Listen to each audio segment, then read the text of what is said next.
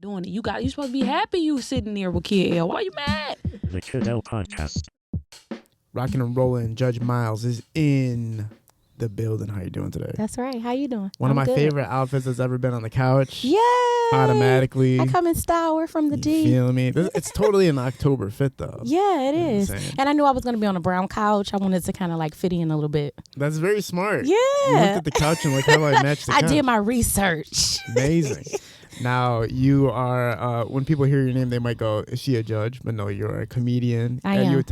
You went to become a judge when you were growing up. That's right. That's Yes. right. So a lot of people know the story already, but since 2006, I've been calling myself Judge Miles because I was going to law school. I went to Michigan State, and then I went to Cooley Law School, and just things didn't work out the way I wanted them to work out. And so so on and so forth. I went into government. I did a couple of little odd jobs, and I'm in communication. I'm a communication director, and I also am a comedian. That's the biggest job that I love to do. Yes. So you get to work at like the high status of working on the government end, it sounds like? Yeah, well, I did. I worked for Lansing's mayor's office as well as the House of Representatives. I was a legislative assistant for Phil Kavanaugh for a year. Very amazing. So, yeah, so I did all of those things thinking I was on my way to becoming a lawyer, a judge. But you do an amazing job with comedy. All my comedy friends talk about you all the time. Oh, really? Comic That's J. Will, nice. T. Barb. Yeah, mentioned I you. know all of them. You know, of course, you worked with Yeah. them, you know. Great people. You work at the Punchline a lot. Yep, I was the host for Punchline in 2022 for that whole year. I worked with Andre Gunner, which they call him Big Dre. He puts on a lot of different productions. And so every year, different months, they give it to different comedians. And so I had a really good time doing that. And I also did 2 of my specials at the Punchline. Amazing. So, yeah. And then we have the One Mic here now. Obviously, One Mic is blowing up in Detroit. Have you been there? Have you got to experience it? I have. I got an opportunity to experience it twice now. So I did they have the Pop the Balloon.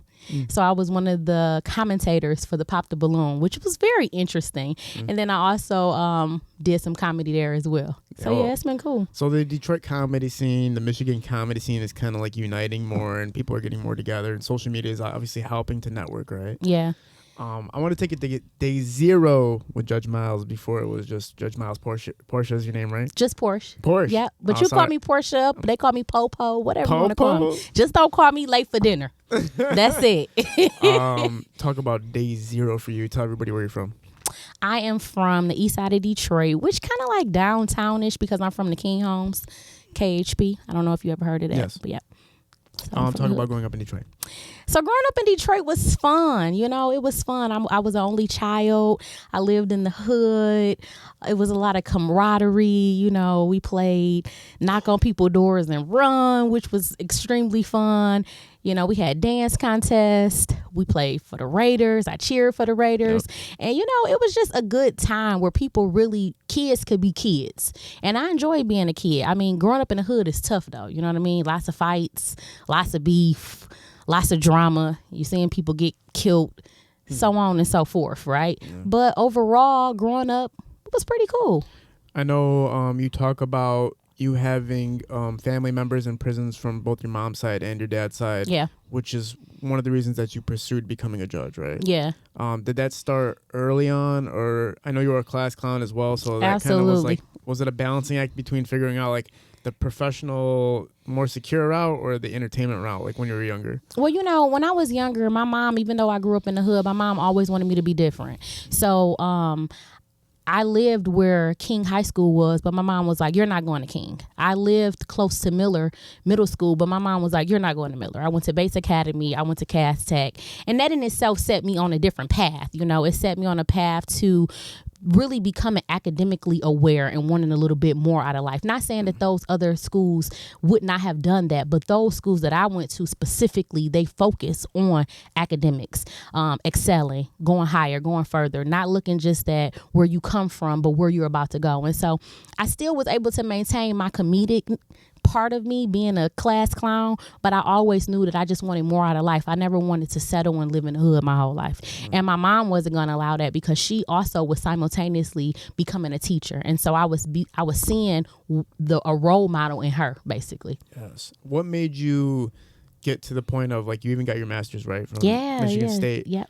And I got it from Northwood. So I got my bachelor's from Michigan State, and then my master's from Northwood University. Incredible. Yeah, and I'm getting my doctoral degree right now. Oh, really? Yes, I'm at Capella right now. I'm ready for them to call me Dr. Miles, Dr. Judge Miles. Amazing. So it's going down. So getting that far in school, what was the turning point where it's like, okay, I can really pursue becoming a judge, to being like, it's not in the cards right now. I don't want to pursue it any further at this point. Well, I've always wanted to pursue it, but I did not have the support and the help. Like, coming from the lower economical status that I came from, and then my family just not being really a close-knit family. You see all of these different nationalities, whether you're Caucasian or you're Indian or whatever, they have a closer knit than what you kind of see sometimes with the African-American family, because everybody's beefing, everybody's into it. It's issues with the mother and the father, so then it's a dynamic where it's coming in between the child. And so because that was happening right in my life, I didn't have the support that I needed. I didn't have that going away story before I went to Michigan State. I had to grind. I had to work and get it myself. I didn't have those supportive parents. I had one supportive parent, and the other parent didn't want to help. So it was difficult. And so that happened even through Michigan State difficulties, where I'm going through trials and tribulations. And so I finished Michigan State a year early because I was planning on being like the youngest judge. That was my whole goal. Like, I'm going to be this young judge, but first you have to be a lawyer first. So I'm going to go right into law school. And then it just didn't work out that way. I didn't have the support. I didn't have the money that I needed. And so I just decided to get my master's. Wow. So it's not that you didn't want to pursue it, it's just that the resources weren't available to make it. Like, you're right. Like, a lot of people do, especially to become a judge, the amount of support is required. It has to be phenomenally high. Absolutely. Right? And mentally, you got to be in a good spot. If you fighting to be alive, see, if you fighting every single day to just live, to just get through, then it's kind of difficult trying to complete those obstacles and the things that it's going to bring you, because law school is no joke. Yeah. Not saying that I couldn't do it, but I wasn't able to at the time. No, I think of my lawyer, I have a cousin that's a lawyer. She failed like the first bar. Yeah. Like, it was incredibly difficult, right? Yeah. When you, I think it was in your dorm, you had your first show, right? Well, this was kind of like a fake show. Fake show, but it's still like your first popping out as like, let me try comedy, right? Yep. And then you go under the name Big Nose. Yes, that's my name. That was my name. Because you don't even have a big nose, so I don't even know where that came from. You know what? You being nice right now, because they call this a bell pepper nose. I'm definitely black. Let's just say that. Okay, I couldn't pass for nothing else. But you know what? It fit my face, because what if I tried to go get it smaller? I'd be looking crazy. So it fits my face. But yeah, that was my name. It was Big Nose. I made it myself. I thought it was funny. I thought it was comical to be like, coming to the stage, Big Nose. And so as soon as I said that, they burst out laughing. And this was a comedy show amongst my friends. I just was trying something out, and they were singing and dancing. People were doing poems, but I did the comedy part, and it went well. What was your first experience getting on a stage? Was it Punchline? Yeah, it was Punchline. My first experience, I was ready. You know, yeah, like I've always been the type of person. I'm an orator by nature. Being an only child, I'm always been in the spotlight. I can remember myself being young at, family reunions and being in front of people singing and acting like Shanae off of Martin and just not having a care in the world. So when it comes to that spotlight, I'm ready. It's like I thrive. And so when I saw a fellow comedian peer of mine on stage doing their thing, I was like, listen, I can do this. And I'm about to do this. How about that? Who was it? It was comedian CP. Oh, it was CP? Yep, it was CP. Yep, it was comedian CP, and we went to Michigan State together. So I definitely was like, I can do this. Yeah, and I took it full throttle. It was like within 1 month, I made the flyers. I put out, I did the graphics. I told everybody I'm gonna be a comedian. People were looking at me like, what? That sounds crazy. But the only person that believed in me was my daddy. He was like, yeah, let's do it. Damn. Let's do it. Cause he a clown too. He that's where I really get a lot of my comedy from him, his side of the family. Yeah. They're hilarious. The Miles are hilarious. They are natural comedians, just sitting on the corner talking shit amongst each other. That's what they do. Right. So CP was a person you see go on stage. Yeah. Was obviously one of a significant force in the comedy scene right now. It's still to this day. And then you went, I can do what you're doing. Absolutely. That's crazy. Absolutely. And here we are today. Amazing. Yeah. So you, obviously everybody's first time going on stage, most people have nerve-wracking experiences. They have a lot of butterflies. It's difficult to actually, get the first line out. Were you just totally calm when you went on stage for the first time? I was totally calm. I went on that stage like, who eat ass? Really? Wow. Who eat ass? And everybody was looking at me because during that time, I'm gonna be honest with you, in 2018, this is my gripe with a lot of the comedians. When I first came out, I was one of those shocking factors. Like anybody who know me, I just say shit. You know what I mean? But I really speak from what's happening in the community, and I'm one of them girls that's gonna be honest, even when the other women are not, right? And so people were eating ass. People been eating ass since 1982. You know what I'm saying? This is nothing new underneath the sun. So I'm like, this is what I'm going to talk about. But the comedians were coming up to me like, I'm kind of vulgar. And like, ooh, that's kind of shocking. But now everybody is talking about eating ass. Of course. That's what they do. People don't even eat coochie no more. They just eat ass. They go straight to the ass. And so I'm like, I'm a pioneer. I'm a pioneer of this thing. So I be wanting a little credit, but I don't never get none. No, I hear that. There was like a moment where female comedians were going on and just talking directly about sex. Yeah. And then all the men tried to shut it down. They're like, you don't know how to say anything besides sex jokes. Yeah. And that became the whole thing. And you know what? They think that is going to stop us. But the reality of it is, show me one man that doesn't talk about sex. I know, that's true. Show me one man who doesn't talk about, has cursing in his comedy. So you're not going to shun me. I'm going to talk about what's hot, what's going on. I'm going to talk about what I feel. And that's just that on that. And that's been the best part about me. I have stayed true to myself in comedy. I haven't let anybody dictate to me what I should be saying at all. Absolutely. I mean, Dave Chappelle, I think he has a stand-up where he talks about his balls 3 times in one stand-up. Exactly that. It's like, all right. Exactly that. So women can talk about whatever the fuck they want. Yeah, we want to talk about our coochie hairs turning gray, eating ass. You know what I'm saying? If we want to talk about experiences that we've had with old men or whatever the case may be, and a lot of times it's not even about us. We're living through other people, or a lot of times we're making up a scenario. Comedy is not real. Comedy is an artistry. It can be real. You do have comedians like the realest comedian Gemini who talks about his real life, him not having a vehicle and him being stranded everywhere. That's his real life, right? But for the most part, people make it up. So, I mean, lighten up a bit. It's like a 50-50 thing. I know some comedians tell the truth, but they exaggerate the hell out of the truth, obviously, which is kind of lying. And then some can look at other people's perspectives to generate their stories. Absolutely. Right? And I do a combination of both. Yeah. I like to do both because even though it may not be me necessarily eating somebody's ass, I know tons of people who do. You know what I mean? And I'm not opposed to it, If you got a good man, a fresh ass out the shower. Wait, you're talking about you doing it to men? Hey, a fresh ass out the shower ain't never hurt nobody if you are with that person. I'm not talking about being an ass eater. I'm talking about you ate your man ass. Yes, it be like that sometimes. Like I said, I'm not necessarily saying it's me, but women eat men ass. You gotta know that. No, like I've had girls try. Yeah, okay. And what you do? It's almost like no. Like what do you? So how you stop it? What you say? The interesting part is, guys actually do want it. Yeah, and they get it. They just think it's gay, so they're like, no, don't do it. What about that makes it gay? If a woman is doing gay is when the same sex is doing something nasty to where you busting a nut. When a woman and a man is doing something sexual, how can it be gay? You know what? I think this needs to be posted everywhere, what you just said. Because this is crazy. All of our logic. It makes no sense that men don't want women to eat the guy's ass. It makes no sense. I mean, if you don't like your ass being ate, ain't no problem with that. Okay, but imagine this, don't say it's gay. Like, come on. Imagine this. Imagine sucking a guy's toes. Yeah. What's the problem? Are they clean? Yeah. Yeah, if they clean, what's wrong? If a woman want to suck her man's toes. Listen, when you are with your person, your mate, the Bible says that nothing is defiled in the bed. When it's with your person, right?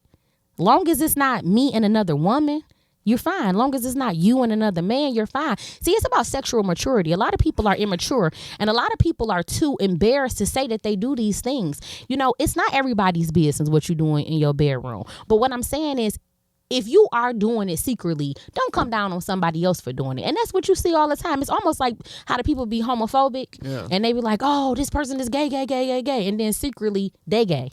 You might be right. It might be that other people made it seem gay that made me go like, that's gay. But I might have never thought about it if nobody else ever said it. Yeah, because what they say is your G spot is in your ass. Yeah. Hey, amen. Yeah. That's wild, I don't want to figure it out. That's the thing. Like, you know what? And that's fine. And that's fine. I'm not saying, listen, I'm not saying that this has to happen. I'm just saying, I'm just bringing it to the light. A lot of things that people are doing behind closed doors, and they know they're doing it. And then when you bring it to the light, they're like, oh, you're like, you lying. But I think that was the whole point of like the Diddy parties. I think the Diddy parties was like, yo, let me write up a list of all the sexual fantasies you want, and I'm going to set those things up for you and arrange that. It's yeah. Like, as long as it's like safe, like it has to be obviously adults and stuff like that.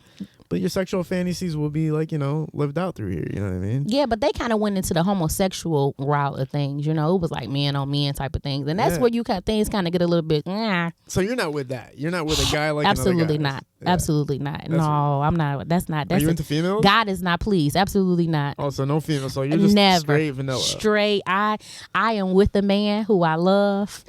We've been together for 3 years, and I believe in God, and I believe that is absolutely a no-no. How long does it take before you have to switch things up? Where it's like, all right, we've done the same routine in bed for like 3 months now. My routine is like, I can do the same thing every year. Like, all I need is my balls sucked, and I'm good. Like, literally, like, as long as my balls get sucked, I'm happy. That's it. Like, everything else, whatever you want to do. Well, you know, they say a lady never tells. However, I'm speaking for others, right? Yes. I feel like if you're going to be with this person for the rest of your life, it's insane to do the same thing over and over and over again. The part of the love should make you want to switch it up, do something different. The type of person that I am, I'm very spontaneous. My partner is spontaneous. So we're going to make the best of it. We're going to have a ball. We want every experience to be the best experience, right? I don't just want you on top of me humping me. Put some love into that thing. You know? I mean, I don't know. Everybody's different. I don't know. I can see that for sure. Yeah. Do you guys do role playing? I like a little role play. I like role play. I like the role play. I like the doctor. Yeah, I like a little doctor. Check me out. Make sure I'm okay. I had we did the massage parlor one time. That was my favorite. Oh, you pretended like the massage? I was like the massage, guest, like the client, and she was the Asian massage lady. Oh, that's very interesting. So she's Asian? No, she's not Asian. That's why it made it so awesome. So she played as Asian. She played as an Asian. She put the Asian music in the background with the incense and all that, and the fire and the lamps, and I was like, yes. Oh yeah, that was fun. Yeah, because it's like that's like you gotta do what you like. Okay, think about this. You're in a relationship now, Absolutely. Right? If you get married, this is the last person you're going to be with for the rest of your life. Exactly that. How much you have to have as much fun as so possible. that it doesn't become boring. Listen, you see all these people that's married now. They make marriage seem so terrible.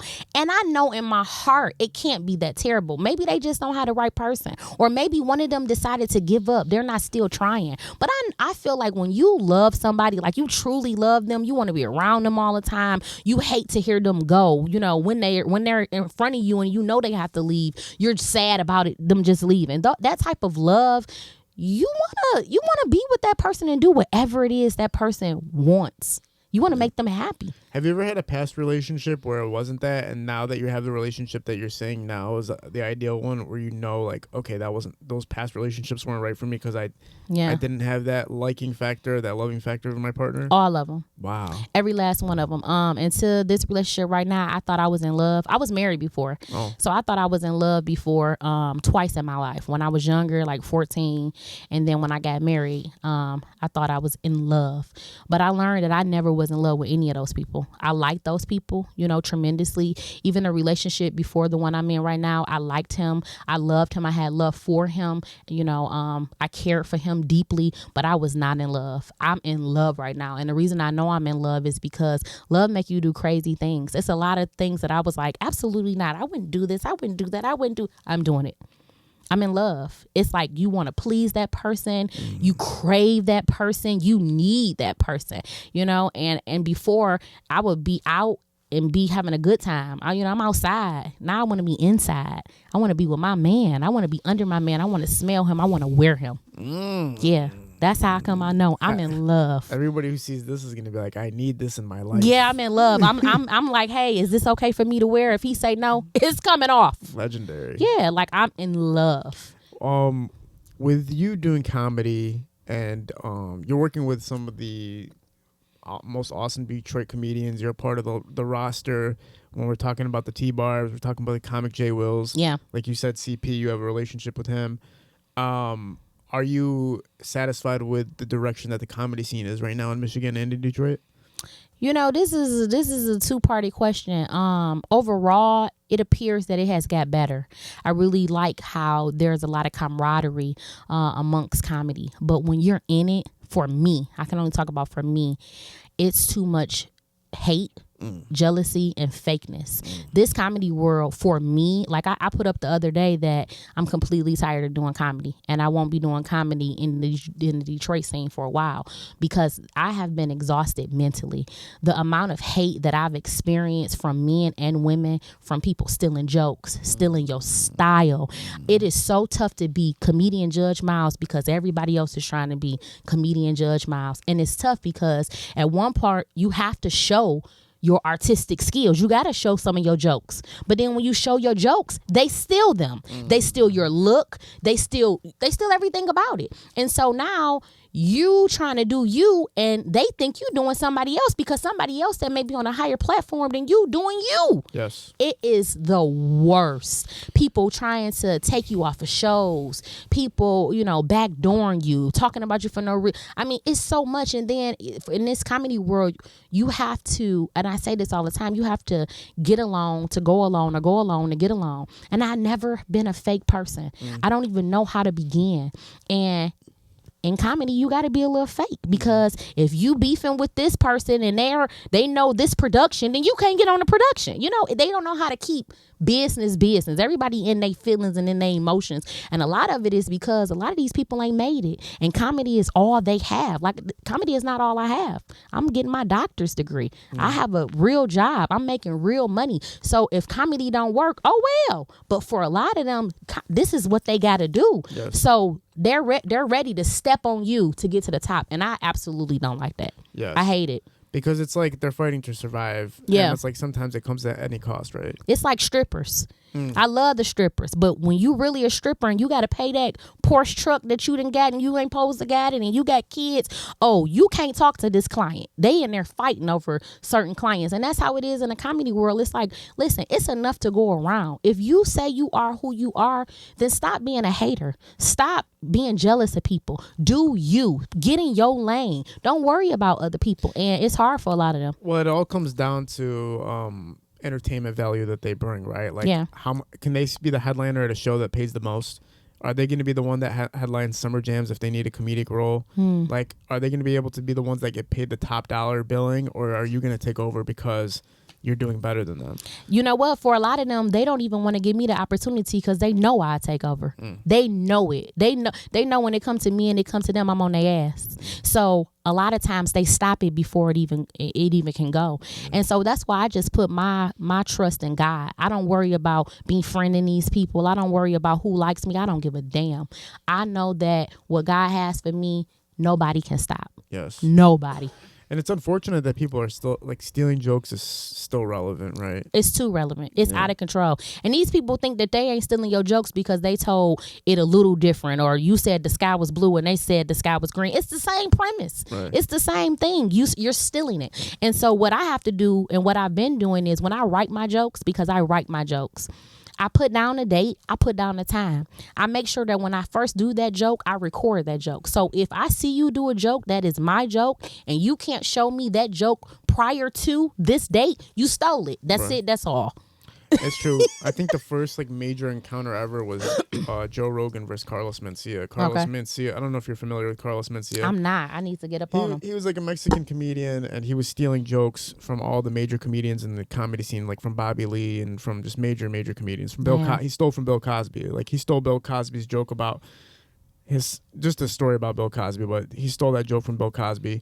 Well, anyway, one day a comedian named Joe Rogan approached him. And he said, "You're stealing jokes, and we have proof you're stealing jokes." Okay. This guy lost his entire career. This guy was on Comedy Central. This guy was on TV everywhere. This guy was headlining all these shows.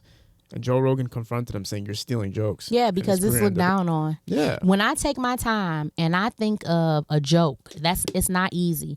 People who are extremely funny, it's not easy. This is why you have Kevin Hart, who has a group of writers. Right. Now, I'm sure Kevin Hart knows how to make a joke, but when you get to his level, your mind sometimes cut off. You need help. So when I'm making these jokes constantly and you're stealing them, that means that now I got to come up with new jokes because you've stolen my jokes. They accused Kevin Hart of stealing too. They accused Kevin Hart of like propping up computers at people's shows and like they were typing up the jokes. I'm not sure if that's true or not, but they were accusing him of doing the same thing. But he responded by saying what you're saying. He said, "No, I have a team watch me do my stand-up, and they'll type my thoughts or they'll type their thoughts about how my show is going, how my set's going, and edit stuff for me."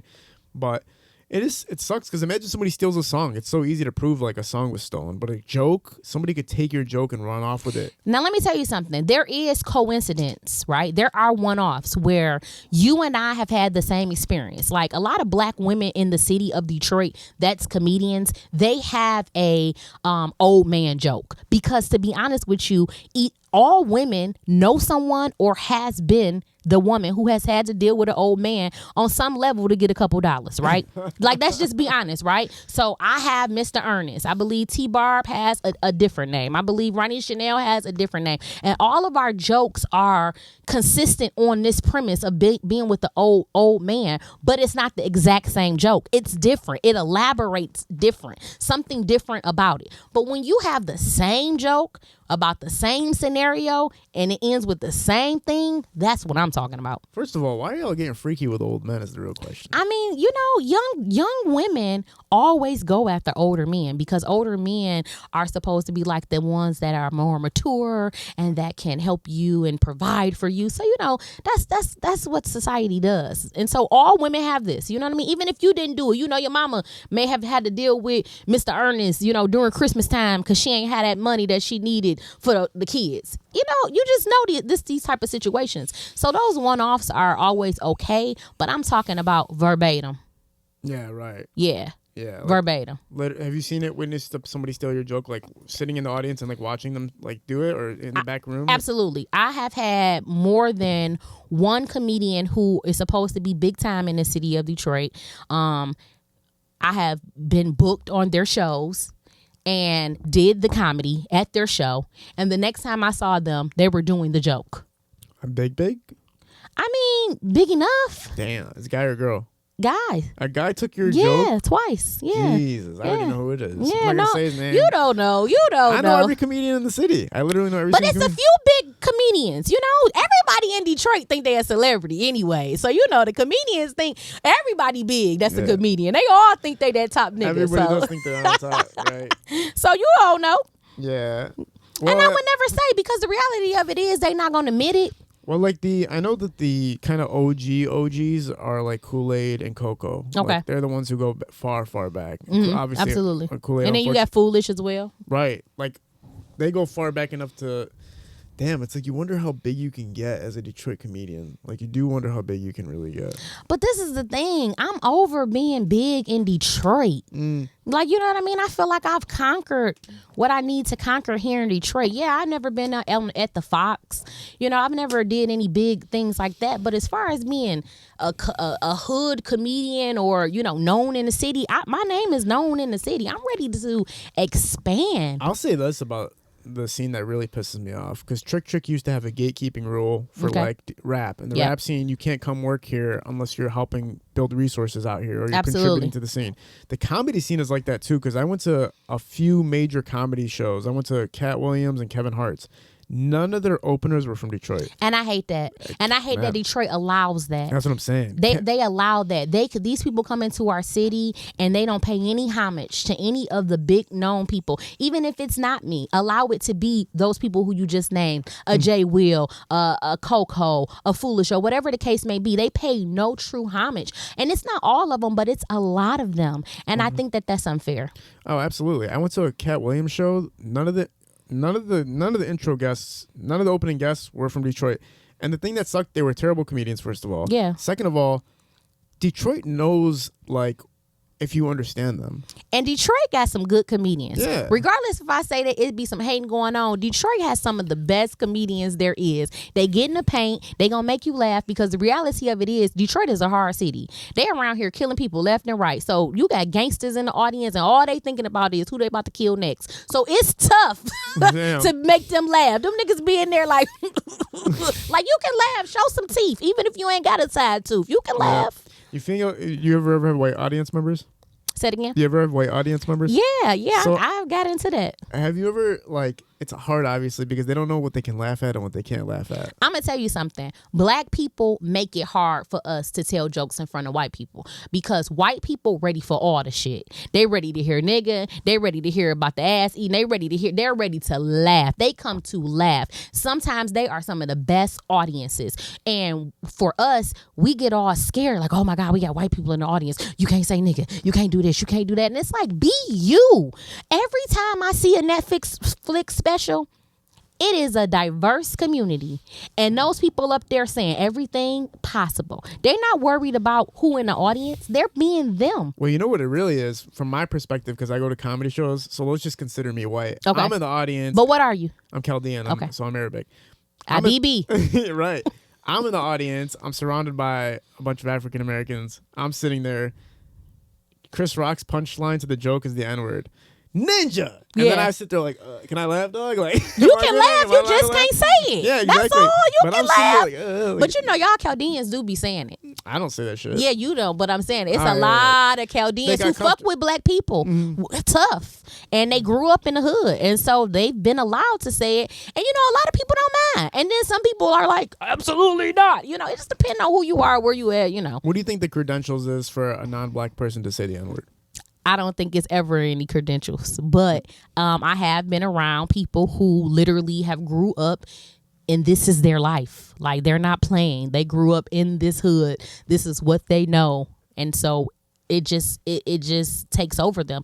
And it's just like if when you're in a relationship with your partner, right? When you're around somebody every single day, you start to talk like them, act like them, be like them. Sometimes people even start to look alike. So honestly, I can't get mad at some of those individuals who this is really their life. They're not faking it. But it's a no-no. Yeah, it's a no-no for sure. It's like the whitest guy in the world, but he's been through every single problem, in the same thing. It's like you look at him and you just go, I don't care. Yeah, I don't give a damn. You can't say it. You out of all people can't say it. Now, like I said, they let Chaldeans slide, they let Mexicans slide, you know, because they're minorities as well. But when you talk about like a white guy saying it, nah.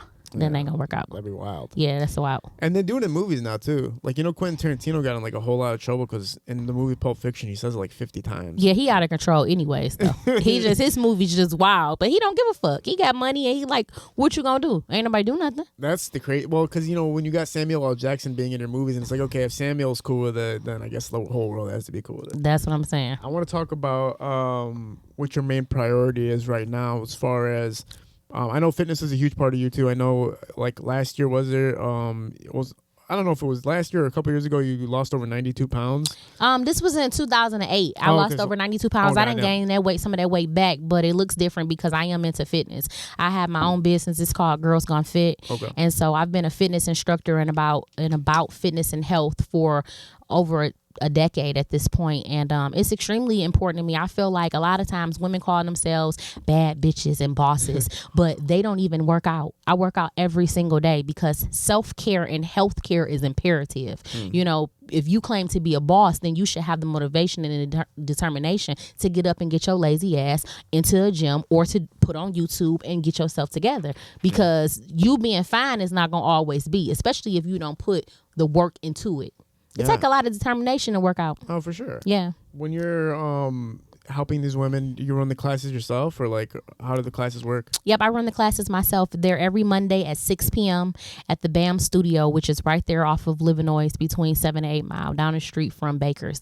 And I teach a full 1 hour class. Dope. It's full of beautiful music, hip hop music, rock, whatever it is that you want to listen to, full hour. And we're dancing, we're doing aerobics, we're doing some strength training. And the most important part about Girls Gone Fit is women who are like-minded that are coming together every single day. We're tired. I done worked. I got to be a woman. I have to go to school, but now I also got to work out. This is a must. I got to do it. And so we're pushing one another. I'm pushing you. You're pushing me.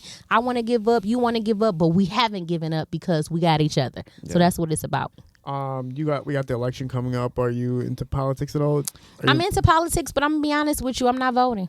Really? I'm not doing it. I'm voting for God. Both of the candidates suck. Period.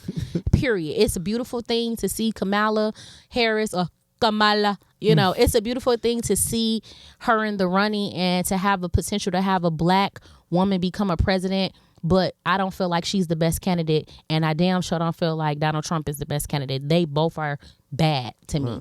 And so I'm just putting my trust in God, and I'm not going to waste my time. I'm not saying other people shouldn't vote because I'm a stickler for vote, vote, vote. You know, our ancestors died for us to be able to vote. But this election is some bullshit. I like that perspective a lot. Yeah.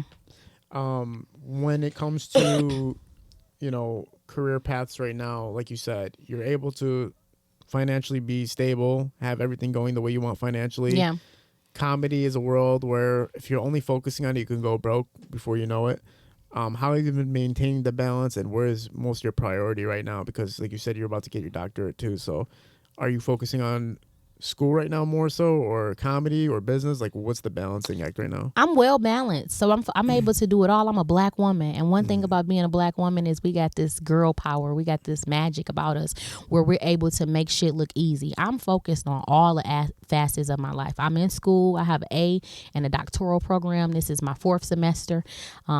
I am focusing on my career. I'm trying to get into a better position as well. I'm focused on comedy, and I was going so hard, but like I said, mentally, I'm very stressed out just from having to just go through so many hoops when I know I'm good. You know, that stuff stresses you out, and not getting those opportunities. You see people who get opportunities who you like, they're not even better than you. You know what I mean? But you're happy for them, but you're like, ugh. So it's just a lot. But I'm focused on all of those things in one, and all of them appear to be thriving, and so yeah. And as far as financially, I am a financial counselor. Oh, cool. I am a certified financial counselor, and so I do really well when it comes to my finances, being financially aware, responsible, saving 10 to 20% out of every check that I have, putting away. Like, my comedy is just savings. I use that money just to save.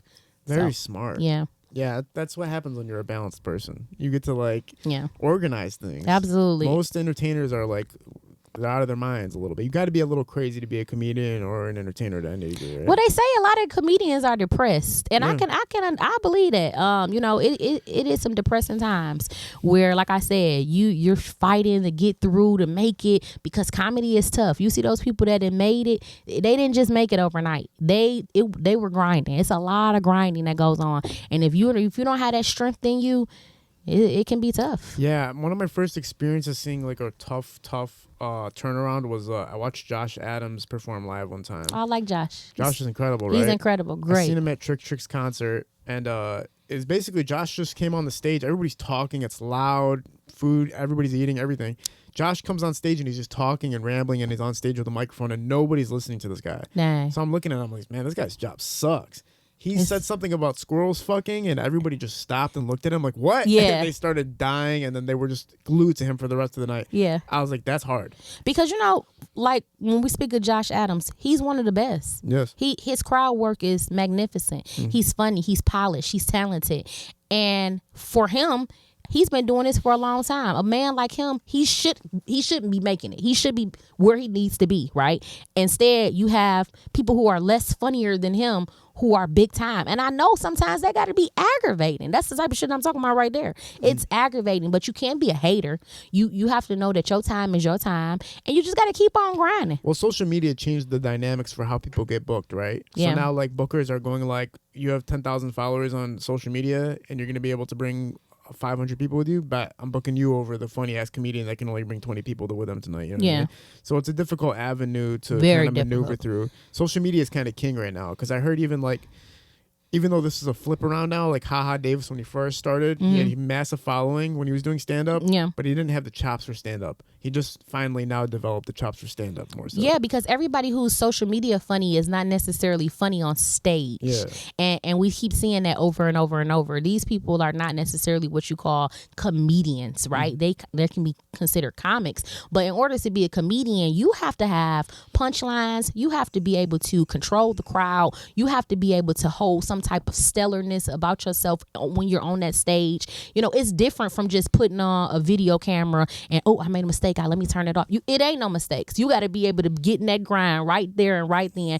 And people have to like you, identify with you, and want to laugh. Yes. That's tough. Absolutely. It's very tough.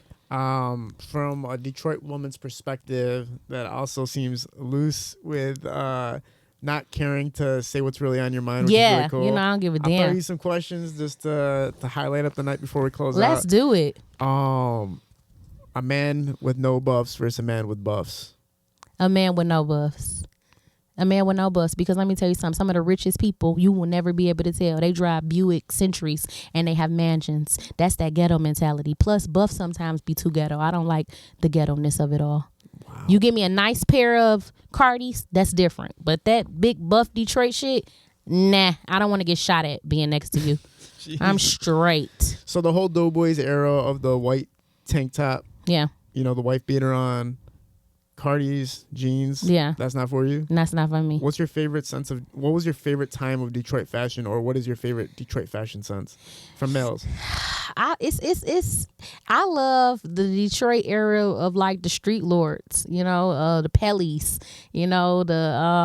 the Gators, what was those Gators? The Maris. Yeah, I love that. I love the Pradas. I love a man that really know how to put that shit on. But I don't need you to be too matchy. Don't take me complete East Side. East Side gonna have the green shoes with the green socks with the green hat with the green.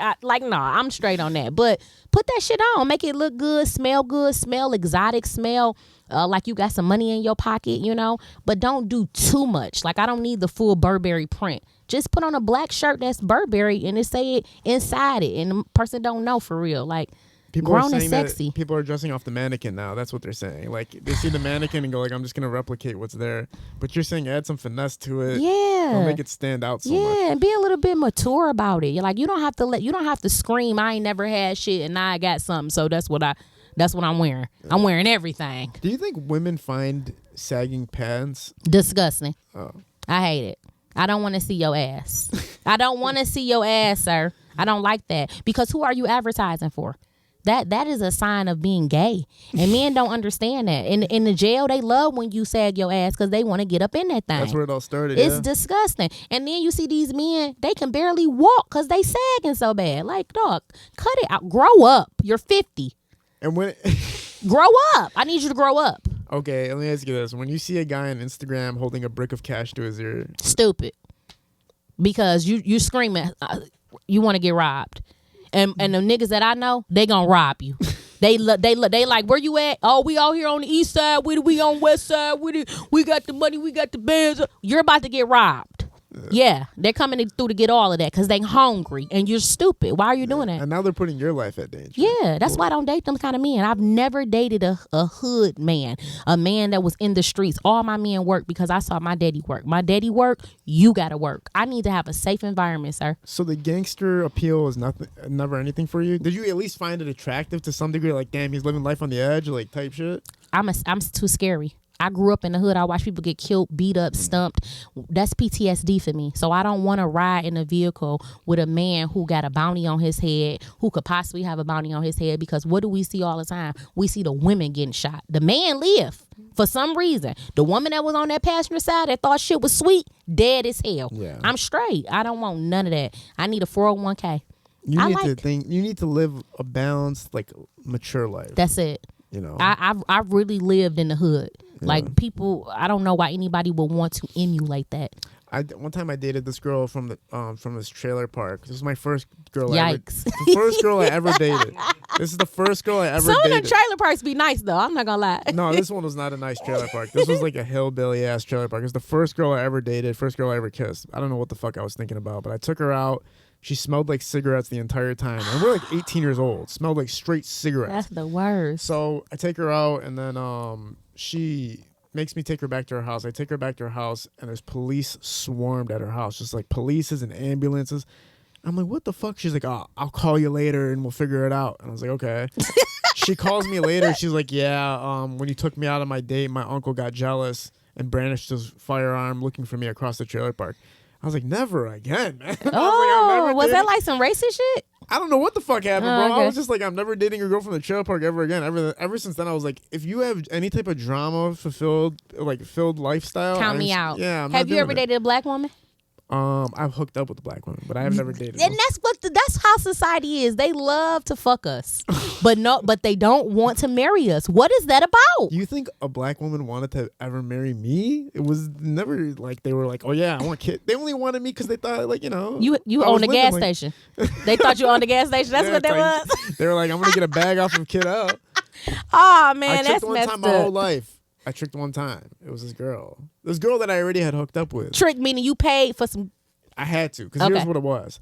We hooked up. We hooked up the first time. Like the first time we got together, we hooked up. It was all cool. Okay. Second time, she's like, you know what? I actually kind of like you, so like we need to go on dates and stuff. And I was like, no. Here's what's gonna happen. I'm gonna give you $500 a month, and we're gonna hook up, and then that's gonna be in the story. And she's That like, cuckoo was worth $5. yeah. Oh my god. It was really worth more than that, but Oh you gave her the $5. my- See, she cheated herself. She should have been like, no, I need $1,000. Wow. So listen, I cut her off in the second month. After the second month, I was like, you know what? All right. I was like, I'm through with that. Because you already had it. That's Yeah, what I'm but saying. then she starts hitting me up like it's on the house from now on. I was like, nah. It's Damn, so you really could have got it for free that whole time. Yeah, but I didn't want to waste the time dating. Like I didn't want to go out to dates and do all this. I was like, look, I just need to hit it and leave. I don't want to do this whole thing. Why over you and- ain't never want to date one of us? Be honest. Tell me the truth. This wasn't a black girl that I did this with. Why would I? Do you know who my favorite woman in the world is? Tell me. Cash Doll. Oh, that's my favorite too. I Really? love her. What do you love about Cash Doll? Everything, man. She is such a boss. Let me tell you something. What she just did when she just broke up with that guy after she just had 2 kids by him, she made me love her now because she showed me and she showed the world and herself she got real life standards. She don't just talk about it. She is who she say she is. That shit is beautiful. And it is such a role model for so many women who are accepting the bare minimum. You got all of these women that's talking that shit and they not living that shit. She just dropped a baby and she still was like, I'm out because I'm that girl and I know what I bring to this relationship and you're not going to play in my face. You're not going to disrespect me because I can have more. I love her. I want to meet her. I want to be her fucking friend. That's the type of woman I want to be around. On God. Oh my god. Like I love everything about her. She just a boss. She make the city look amazing. Out of all the amazing things I've ever said about Cash Doll, you beat me. I'll give That's you. it right You beat there. me. Like Yeah, you beat I'm me. a Cash Doll You fan beat for me. real. And she can rap. Oh hell yeah. She talk that shit. She make you want to just live life. Just go get beautiful, smell good, get on your shit. And she's not too manly. Like she was willing to be a woman and be in her feminine era. But these niggas will play in your face. And you got to show them. She's not a Rashida. And I appreciate that. Amazing. Yeah, Amazing. for sure. Is there anything you want to tell the audience before we sign off? Yes, I want to tell the audience to help the comedian Judge Miles grow. I only have about 2,000 followers on Instagram. I want to show people that I'm that shit too, because that's how they measure you nowadays, even though I'm really that girl. Okay, so become my Facebook friend, Instagram friend, book me on shows. Let the people know I'm funny as hell because I'm ready to be on them stages, them big stages. I ain't coming out for no more bullshit. Hell yeah. Yeah, Well, comedian Judge Miles. This was an amazing talk. I'm going to have you back on again. Yay! We're going to do this again. This was way more fun than I expected. Yay! I watched your past interviews and I was like, I'm sorry. I think it was the interviewers that sucked. Yeah, they were kind of boring. Because I was like, what? But I watched your stand up too, so I was like, stand up's funny as hell. Why Yeah. is the interviews not? Because they scared to get into the shit. I don't know why, Yeah. but they asked the same shit. But you were good. I loved it. Thank you. Yeah. I will get you back on again soon. Also, it was awesome having you on as well because the entrepreneurial aspect of you and the fact that you're a highly educated person Thank you. that entered the entertainment field and showed that you can do both sides. You can be in the entertainment industry and you can also have a professional career and take it to the heights Yeah. and never stop pursuing your career. Like you said, you're still involved in schooling and getting your doctorate, which is incredible. Yeah. So thanks for showing everybody that both sides of the world are possible. That's right. We're at Parallel Sound Studio, High Level Visuals, shooting this production. So we're out. Peace.